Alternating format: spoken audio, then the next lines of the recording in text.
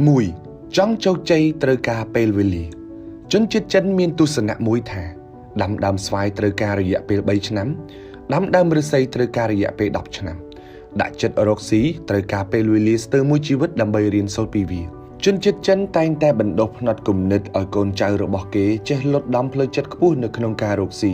ដោយពួកគេតែងតែប្រើទស្សនៈថាជោគជ័យត្រូវការពេលវេលាកុំអន្ទះសារកុំតក់ក្រហល់កុំឆោឡោហើយពួកគេមានជំនឿថាចិត្តច្របូកច្របល់នាំឲ្យមានការសម្រេចចិត្តខុសទី2អតិថិជនគឺជាស្ដេចនៃអាជីវកម្មការពិតមួយដែលធ្វើឲ្យជនជាតិចិនទៅដល់ទីណាមានឱកាសទាញភ្ញៀវនៅទីនោះបានច្រើនជាងគេដោយសារតែជនជាតិចិនគឺគោរពភ្ញៀវដូចជាស្ដេចរបស់ពួកគេដូច្នោះដែរសហគ្រិនចិនភាគច្រើនតែងតែយកផ្នត់គំនិតឲ្យតម្លៃភ្ញៀវមកធ្វើជាគុណតម្លៃនៃជំនួញរបស់ខ្លួនតួយ៉ាងនៅតាមបណ្ដាប្រទេសមួយចំនួនដូចជាអាហារ